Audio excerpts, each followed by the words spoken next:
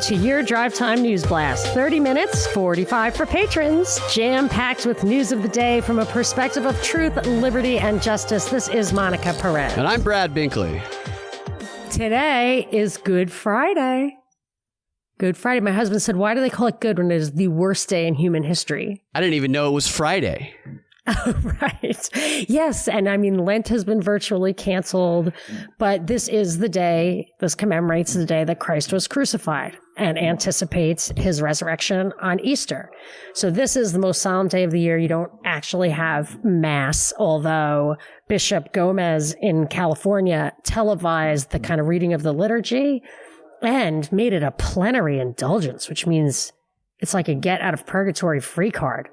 I've never heard of anything so That's simple great. to be. Yeah, it was pretty awesome. So I watched it and I really felt guilty because plus part of it was you had to be truly repentant for your sins. So you kind of have to like get down on yourself. And I felt terrible that I fell for all this like Lent is on hold thing. I really did. I completely gave myself over to the secular authorities cooperating with the church to stop Mass.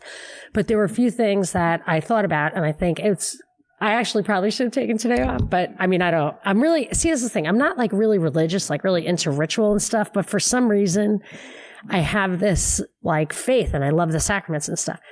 So not a tremendous amount of faith, but I do like whatever. I like to live it. I think it's a good way to live, like my mom. So there are a few things that I think are pertinent, for today. So I just wanted to start with, they're all talking about that coronavirus is the scourge and why did God allow it, whatever. And this is a dark time. This is the church, like the priest on the altar. And it drives my mother crazy. She's like, why do they care about this stuff? The environment, diseases, all you got to worry about is your soul.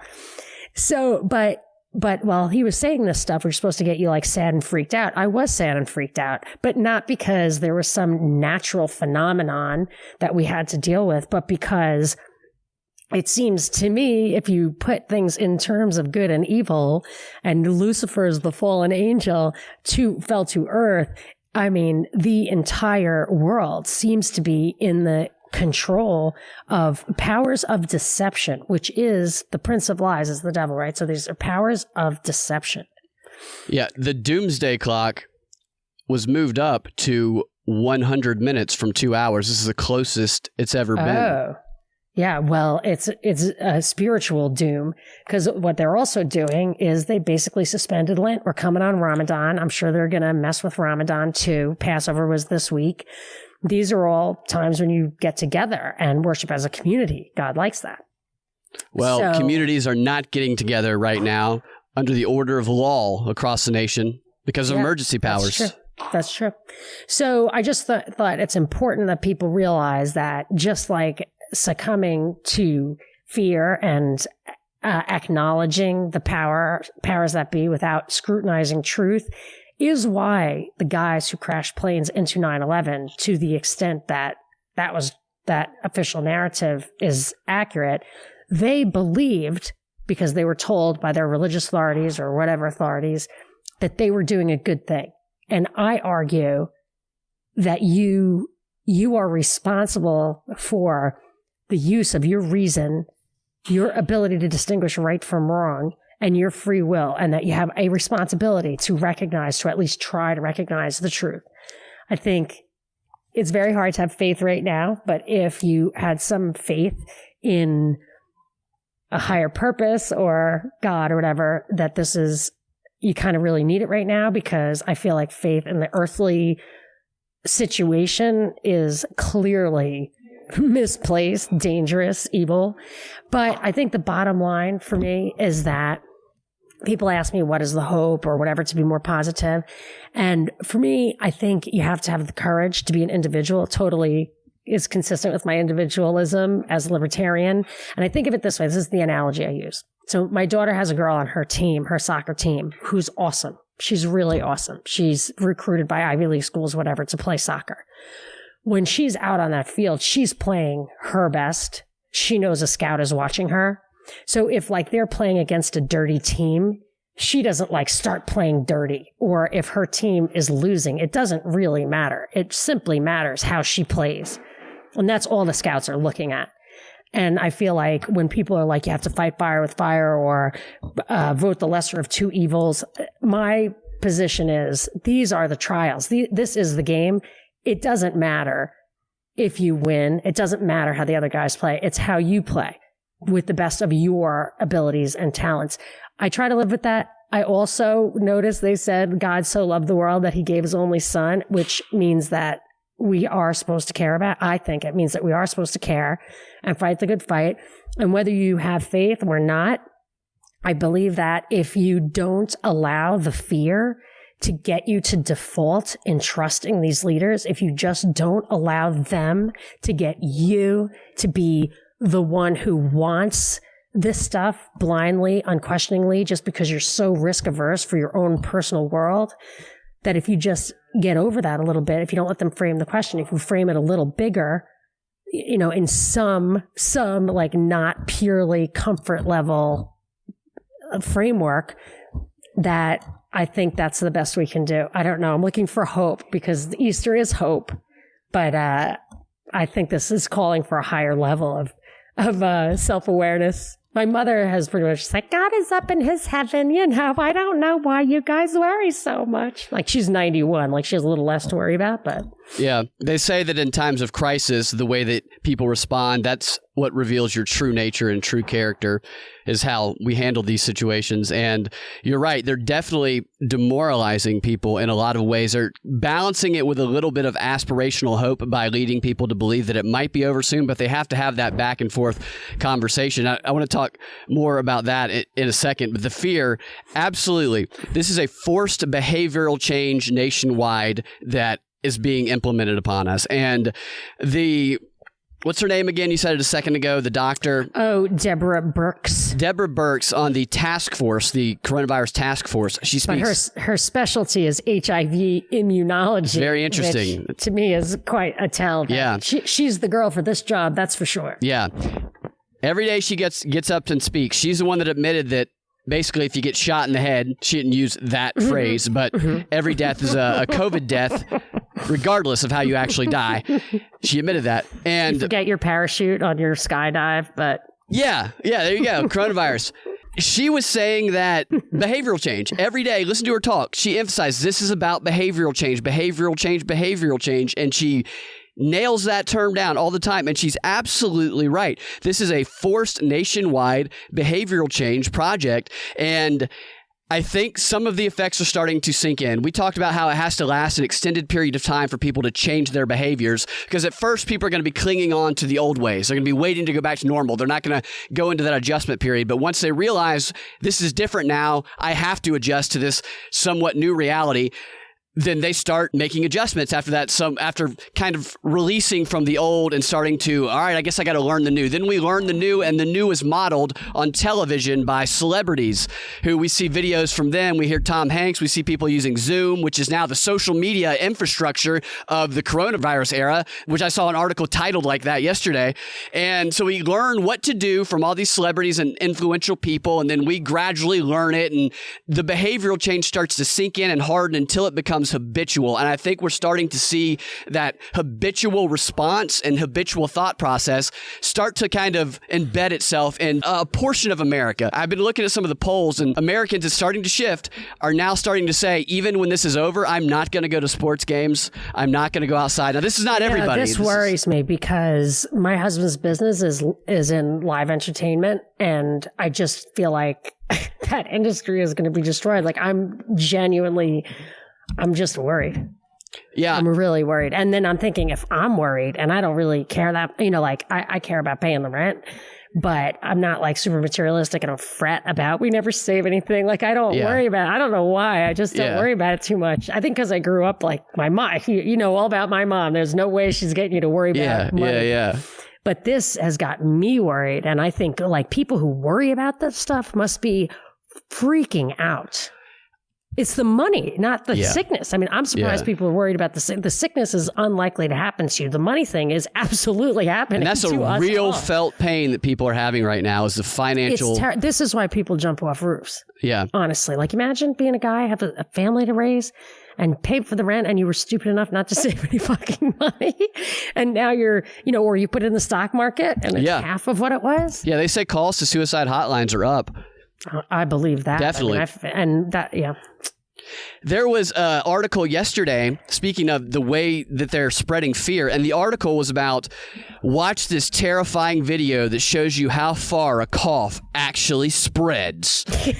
And it's this video of a simulation of a cough, somebody coughing, and then it just spreading across an entire, just far and wide. Everybody in the 18-mile radius is going to get a little bit of that cough and die. And then, of course, you find out later, there's no credibility whatsoever to this simulation, is what you find out later. I have to say, though, since my kids have started basically homeschooling, this online schooling, somebody always had the sniffles, to put it in Cindy Brady language. Yeah. No one has had any illness whatsoever. I'm beginning to think wow, I was skeptical of the viral theory, and I absolutely respect David Crow's research. He backs it all up. But he talks about very specific diseases.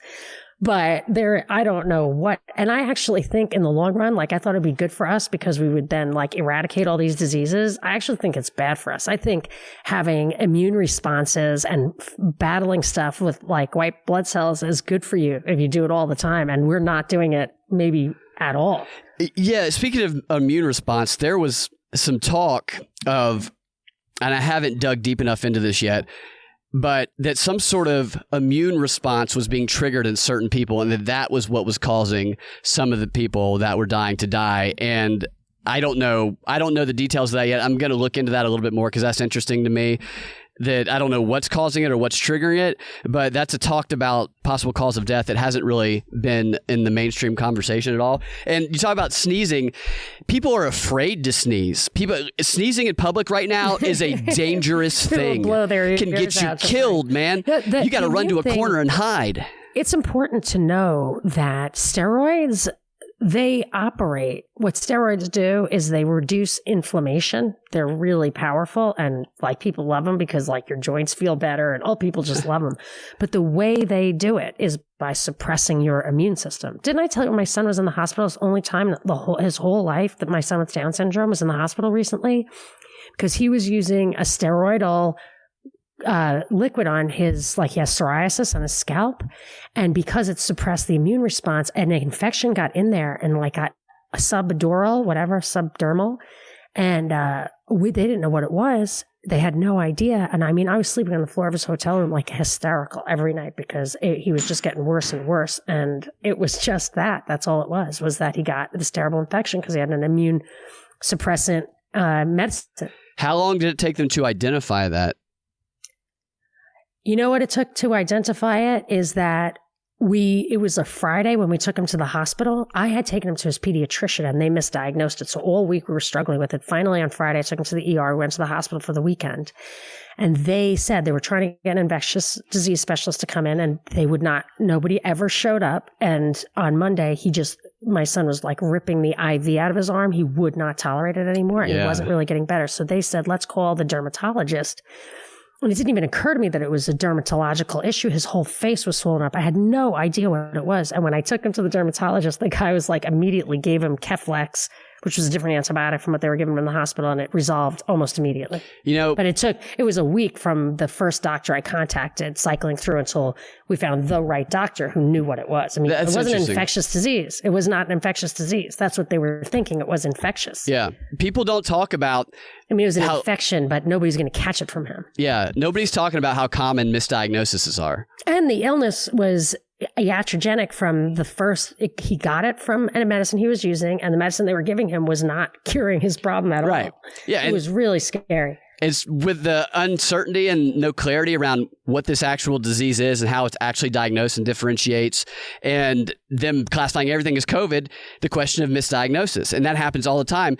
12 million adults each year receive a misdiagnosis. This is according to a recent study by BMJ Quality and Safety. My mom was misdiagnosed for 6 months.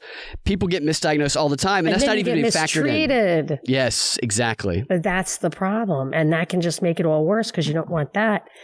But that's why I always advocate, if at all possible, to try to be independently healthy, like really pay attention to like micronutrients and stuff and sun and sleep and everything.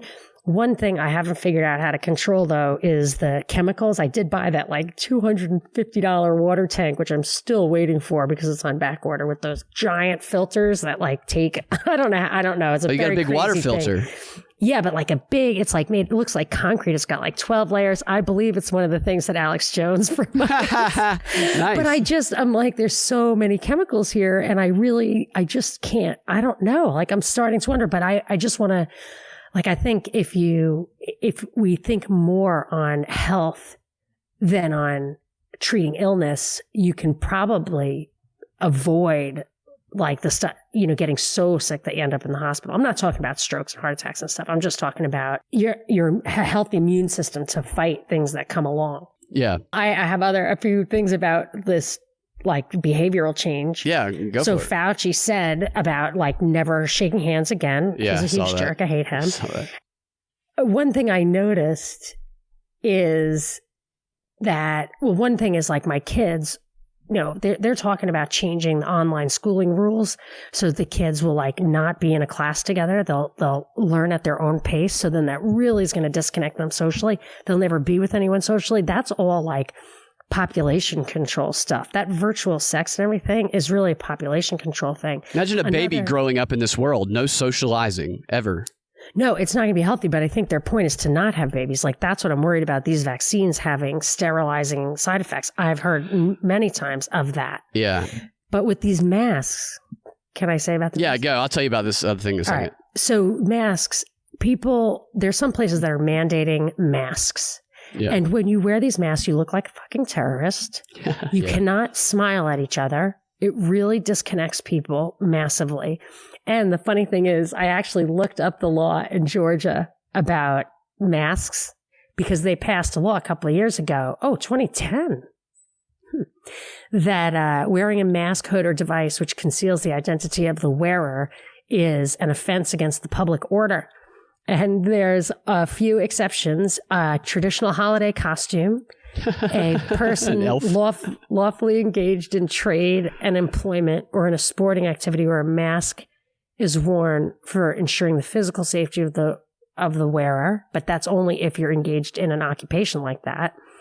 And then it says a person in a theatrical or Mardi Gras celebration or a masquerade ball. So none of that applies. The fourth one, though, could be construed as applying a person wearing a gas mask prescribed in emergency management drills and exercises or emergencies. So, but it has to be a gas mask. I want to get a gas mask and go try and cash a check at the bank. I just want Kemp to like do the mandatory mask order. See, he's recommending people are using masks, which is against the law. Yeah. It is not, there is no exception in that law unless emergency exceptions apply to all laws all the time. Like every single law is suspended, which it appears to be. Can you imagine being a homeless person right now? Nobody, I saw some cops and I was like, they're probably after that homeless guy for breathing. That fucking guy is breathing. Yeah. Like outside. The first day of the shutdown, or maybe a week after the shutdown, a homeless person gets up to go to their normal routine and nobody is there. Can you imagine? Oh, they're starving to death. And maybe a few people with gas mask on are walking around. They're probably like, what the hell happened? Right. They all have smartphones, by the way. I sat next to somebody at the Vortex that isn't that the burger place that's like adults only? It's like a bar. Yeah, it's themed. Yeah, it's a little themey. So I went in there for the first and last time. And this young woman sat next to me. Tattoos? Total alcoholic. No, she looked like absolutely a bank teller, but she was a real like problem drinker, alcoholic. And she was texting with her homeless boyfriend. Oh, interesting. Yeah, isn't that weird? So they all have that. But, and there was a study in LA that most of those guys like make a lot of money and are not really homeless. Like there's homeless and then there's panhandlers. Yeah. The panhandlers in New York City, they make a lot. Homeless. Yes, because cold there, people will give constantly. And it's a good sales skill too. You got to have some brass balls to do that. Oh, it's awful. I really don't. It's cold calling in person. My kids think I'm a monster because I'm just like, fuck that guy. I'm like, give him a granola bar. For a while, I let the kids carry around a box of granola bars to give out the window. But I'm like, the guys who are standing here on the corner working this corner, the guy who can keep the other people off this corner, that guy's got some power. Yeah, I ask them for money. I'm like, you have more money than me, dude. Yeah, that's probably true. Yeah. But I just wonder, you know, they definitely, somebody won that King of the Hill contest for them to be there alone. Absolutely. You know, like there's something going on that we don't know. There's definitely a government of sorts. An article popped up right before the show started on CNN, headline on CNN, this 115-year-old Supreme Court opinion that could determine rights during a pandemic. And the gist of the article is that in these emergency crisis situations, while individual rights and liberties are still considered, any of them can really be suspended at any point for the purpose of safeguarding the community as a whole.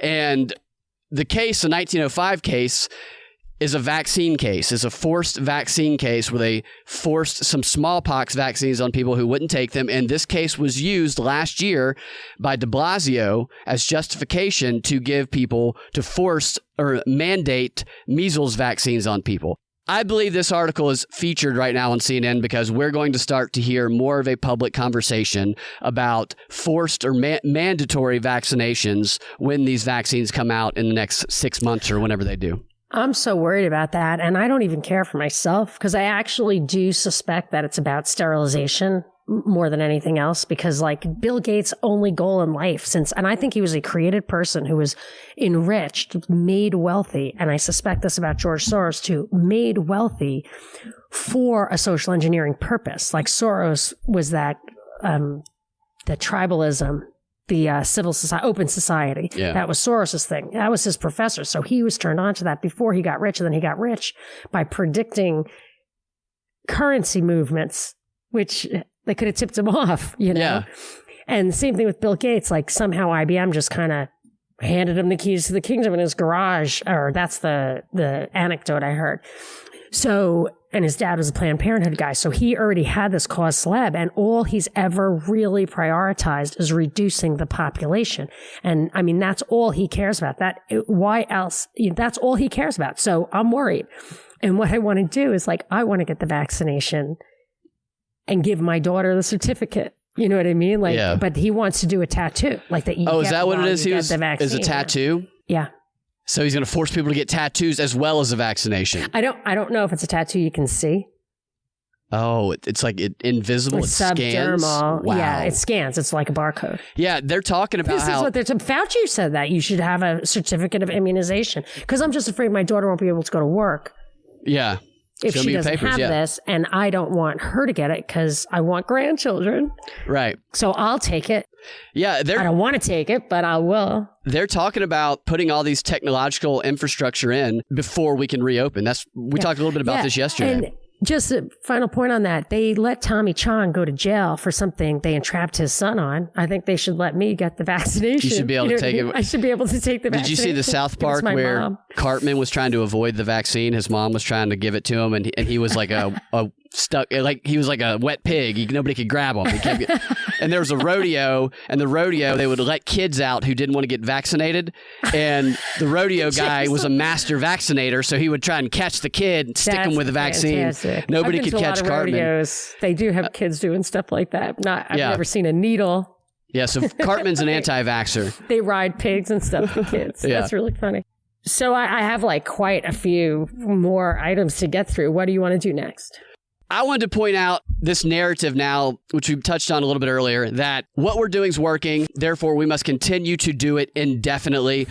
It's this contradiction of messages. Hopeful the numbers are down. What we're doing is working. But you better stay inside because look what happened in Hong Kong. They thought they had it under control and then they opened back up and immediately the cases started coming back. So I'm more and more convinced that this is a dialectic. There's more and more information coming out, articles being allowed to be written.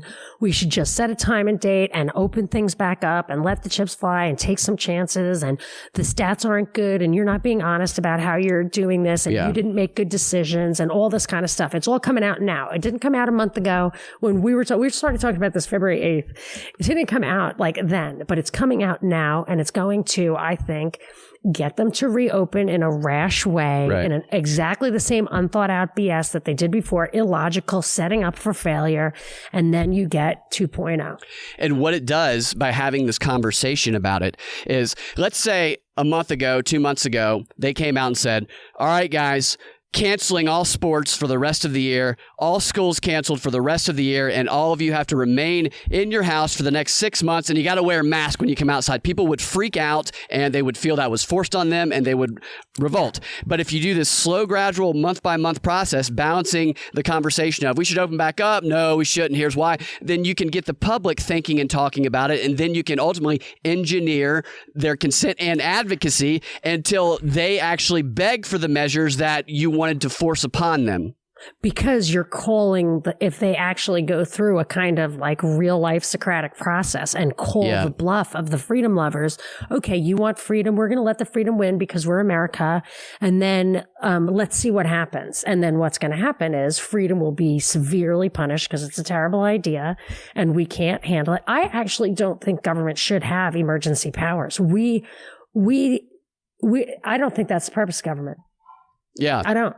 That is not the government. That's not in the Constitution. It is not part of the contract. If there is one, which there isn't. It basically suspends all rights, doesn't it? These emergency powers. Yeah. I mean, it's just not something you can delegate to the government because you don't have that right yourself. I can't go to your house and tell you that I don't think you wash your hands enough. Of course I wouldn't because you wash your hands way too much.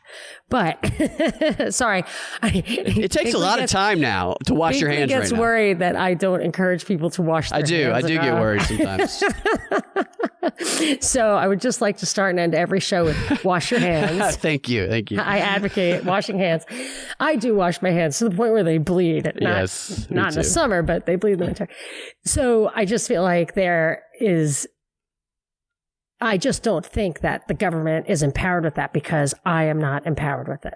And you just can't give them power that they can exercise independent of our power because then they have their own interests and some individual or organization is going to use that power for their own interests. Your power, you just can't do it that way. Yeah. You just can't. I saw a story yesterday. We were talking yesterday about how the 5G link to COVID has gotten its day in the light as being talked about because a couple of celebrities, Woody Harrelson, I can't remember who the other one was, mentioned it in a tweet. They didn't necessarily advocate for it if you actually read the tweet. They just kind of brought it up. Here's something people are talking about that seems interesting. And I saw another article today about that, and the article should have seen this coming, but the article was about the 5G idea. The conspiracy has been promoted by celebrities like Woody Harrelson, appears to be bot disinformation activity similar to the way Russian bots were spread in 2016. They did not say it was Russia, but they all but said it was Russia. And I am curious now if these conspiracy theories are given their day in the light, being promoted because they are going to pull Russia back into this story along with China now. See, Russia's spreading disinformation and conspiracies. Russia just isn't big enough to really have another Cold War with. It has to be China. I think they're switching. I agree, that. But I wanted to say a few like kind of admin things before we wrap it up. So like I have a lot about like what the Fed is doing, how I think it folds into digital dollars. I'm going to save that for the Patron 15, although it'll come up over the week. So while I encourage people, I actually strongly encourage people to become patrons. We've got so much great material. And if you're using podcasting dollars to subscribe, a lot of podcasts, I would say the majority of them, you could actually listen to at 1.5 times speed because they just talk slowly. Yeah. So we're giving like kind of turbo.